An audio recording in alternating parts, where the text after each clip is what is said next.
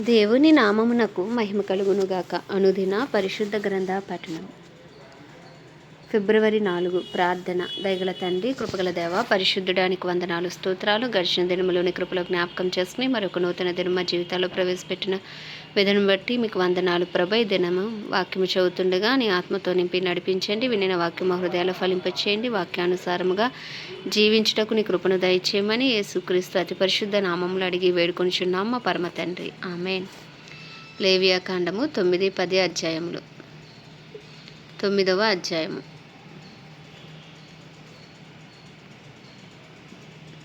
8వ దినమున మోషే అహరోనును అతని కుమారులను ఇశ్రాయేలీల పెద్దలను పిలిపించి అహరోనుతో ఇట్లనెను: నీవు పాప పరిహారార్థ బలిగా నిర్దోషమైన ఒక కోడె దూడను, దహన బలిగా నిర్దోషమైన ఒక పొట్టేలును యెహోవా సన్నిధికి తీసుకుని రమ్ము. మరియు నీవు ఇశ్రాయేలీలతో మీరు యెహోవా సన్నిధిని బలి అర్పించినట్లు పాప పరిహారార్థ బలిగా నిర్దోషమైన మేకపిల్లను, దహన బలిగా నిర్దోషమైన ఏడాది దూడను, గొర్రెపిల్లను, సమాధాన బలిగా కోడెను, పొట్టేలును, నూనె కలిపిన నైవేద్యమును తీసుకుని రండి. నేడు యెహోవా మీకు కనబడును అని చెప్పుము.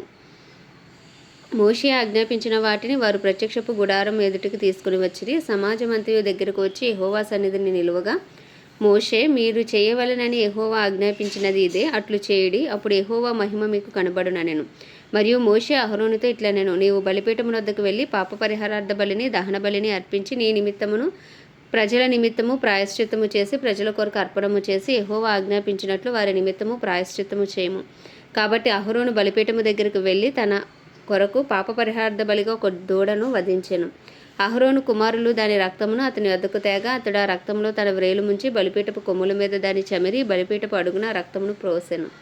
దాని క్రొవ్వును, మూత్రగ్రంథులను, కాలేజం మీద వపను బలిపీఠం మీద దహించెను. అట్లు యెహోవా మోషేకు ఆజ్ఞాపించెను. దాని మాంసమును, చర్మమును పాలెము వెలుపల అగ్నితో కాల్చివేసెను. అప్పుడు అతడు దహన బలి పశువును వధించెను. అహరోను కుమారులు అతనికి దాని రక్తమును అప్పగింపగా అతడు బలిపీఠము చుట్టూ దానిని ప్రోక్షించెను. మరియు వారు దహన బలి పశువు యొక్క తలను, అవయవములను అతనికి అప్పగింపగా అతడు బలిపీఠం మీద వాటిని దహించెను. అతడు దాని ఆంత్రములను, కాళ్ళను కడిగి బలిపీఠం మీద ఉన్న దహన బలి ద్రవ్యముపైన దహించెను.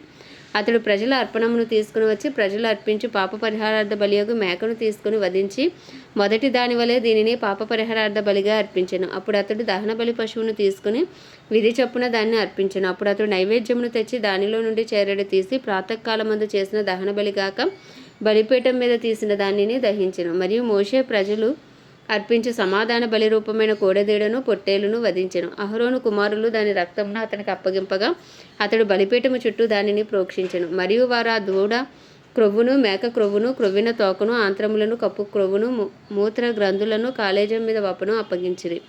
బోరెల మీద క్రొవ్వును ఉంచిరి. అతడు బలిపీఠం మీద క్రొవ్వును దహించెను. బోరెలను, కుడి జబ్బను యెహోవా సన్నిధిని అల్లాడించి అర్పణంగా అహరోను అల్లాడించినట్లు యెహోవా మోషేకు ఆజ్ఞాపించెను. అప్పుడు అహరోను పాప పరిహారార్థ బలిని, దహన బలిని, సమాధాన బలిని అర్పించి ప్రజల వైపునకు తన చేతులెత్తి వారిని దీవించిన తర్వాత దిగివచ్చెను. మోషే అహరోనులు ప్రత్యక్షపు గుడారంలోనికి పోయి వెలుపలికి వచ్చి ప్రజలను దీవింపగా యెహోవా మహిమ ప్రజలకందరికీ కనబడెను. యెహోవా సన్నిధి నుండి అగ్ని బయలు వెళ్ళి బలిపీఠం మీద ఉన్న దహన బలి ద్రవ్యమును, క్రొవ్వును కాల్చివేసెను. ప్రజలందరూ దానిని చూచి ఉత్సాహధ్వని చేసి సాగిలపడిరి. 10వ అధ్యాయము. అహరోను కుమారులైన నాదాబు, అబీహులు తమ తమ ధూపార్తులను తీసుకుని వాటిలో నిప్పులుంచి వాటి మీద ధూపద్రవ్యం వేసి యెహోవా తమకు ఆజ్ఞాపింపని వేరొక అగ్నిని ఆయన సన్నిధికి తేగా యెహోవా సన్నిధి నుండి అగ్ని బయలుదేరి వారిని కాల్చివేసెను. వారు యెహోవా సన్నిధిని మృతి పొందిరి. అప్పుడు మోషే అహరోనుతో ఇట్లనెను: ఇది యెహోవా చెప్పిన మాట. నా యొద్ద నుండి వారి యందు నేను నన్ను పరిశుద్ధపరచుకొందును, ప్రజలందరి ఎదుట నన్ను మహిమపరచుకొందును. అహరోను మౌనంగా ఉండగా మోషే అహరోను పెనతండ్రి అయిన ఉజ్జీయేలు కుమారులైన మిషాయేలును, ఎల్సాఫానును పిలిపించి, మీరు సమీపించి పరిశుద్ధ స్థలమును ఎదుట నుండి పాలెం వెలుపలికి మీ సహోదరుల శవములను మోసుకొని పోవుడని వారితో చెప్పెను. మోషే చెప్పినట్లు వారు సమీపించి చొక్కాయిలను తీయకయే పాలెం వెలుపలికి వారిని తీసుకుని పోయిరి. అప్పుడు మోషే అహరోనును అతని కుమారులైన ఎలియాజరు, ఈతామారును వారితో, మీరు చావకుండునట్లు యెహోవా ఈ సర్వ సమాజం మీద ఆగ్రహపడకుండునట్లును మీరు తల విరియబోసుకొనకూడదు, బట్టలను చింపుకొనకూడదు. కానీ యెహోవా వారిని కాల్చినందుకు మీ సహోదరులైన ఇశ్రాయేలీయుల ఇంటి వారందరూ ఏడవవచ్చును. యెహోవా అభిషేక తైలం మీ మీద ఉన్నది గనుక మీరు చావకుండునట్లు మీరు ప్రత్యక్షపు గుడారం యొక్క ద్వారములో నుండి బయలు వెళ్ళకూడదనెను. వారు మోషే చెప్పిన మాట చొప్పున చేసిరి. మరియు యెహోవా అహరోనుతో ఇట్లనెను: మీరు ప్రత్యక్షపు గుడారంలోనికి వచ్చినప్పుడు మీరు చావకుండునట్లు నీవును నీ కుమారులను ద్రాక్షారసమునే గాని మద్యమునే గాని త్రాగకూడదు. మీరు ప్రతిష్ఠింపబడిన దాని నుండి లౌకికమైన దానిని, అపవిత్రమైన దాని నుండి పవిత్రమైన దానిని వేరు చేయుటకును యెహోవా మోషే చేత ఇశ్రాయేలీయులకు ఆజ్ఞాపించిన సమస్త విధులను మీరు వారికి బోధించుటకును ఇది మీ తరతరములకు నిత్యమైన కట్టడ. అప్పుడు మోషే అహరోనుతోనూ మిగిలిన అతని కుమారులైన ఎలియాజరు ఈతామారులతోనూ ఇట్లా నేను మీరు యెహోవా హోమద్రవ్యములలో మిగిలిన నైవేద్యమును తీసుకుని అది పొంగకుండా బలిపీఠం దగ్గర తినిడి. అది అతి పరిశుద్ధము. యెహోవా హోమద్రవ్యములో నుండి అది నీకును నీ కుమారులకును నియమింపబడిన వంతు. కావున మీరు పరిశుద్ధ స్థలములో దానిని తినవలను. నేను అట్టి ఆజ్ఞను పొందితిని. మరియు అల్లాడించు బోరను ప్రతిష్ఠితమైన జబ్బను మీరు అనగా నీవును నీతో పాటు నీ కుమారులను నీ కుమార్తెలను పవిత్ర స్థలములో తినవలను. ఏలయనగా ఇశ్రాయేలీయులు అర్పించు సమాధాన బలులలో నుండి నీకును నీ కుమారులకును నియమింపబడిన వంతులు. హోమ ద్రవ్య రూపమైన క్రొవ్వును గాక యెహోవా సన్నిధిని అల్లాడింపబడిన దానిని అల్లాడించినట్లు ప్రతిష్ఠితమైన జబ్బను అల్లాడించు బోరను తీసుకుని రావలెను. నిత్యమైన కట్టడ చొప్పున అవి నీకును నీ కుమారులకును చెందును. అట్లు యెహోవా ఆజ్ఞాపించెను. అప్పుడు మోషే పాప పరిహారార్థ బలియగు మేకను కనుగొనవలనని జాగ్రత్తగా వెతికినప్పుడు అది కాలిపోయి ఉండెను. అతడు అహరోను కుమారుల్లో మిగిలిన ఎలియాజరు ఈతామారును వారి మీద ఆగ్రహపడిరి. మీరు పరిశుద్ధ స్థలంలో ఈ పాప పరిహారార్థ బలి పశువుని ఏల తినలేదు, అది అతి పరిశుద్ధము కదా. సమాజం యొక్క దోష శిక్షను భరించి యెహోవా సన్నిధిని వారి నిమిత్తము ప్రాయశ్చిత్తము చేటికి ఆయన దానిని మీకు ఇచ్చాను కదా. ఇదిగో దాని రక్తమును పరిశుద్ధ స్థలంలోనికి తేవలను కదా. నేను ఆజ్ఞాపించినట్లు నిశ్చయంగా పరిశుద్ధ స్థలంలో దానిని తినవలనని చెప్పాను.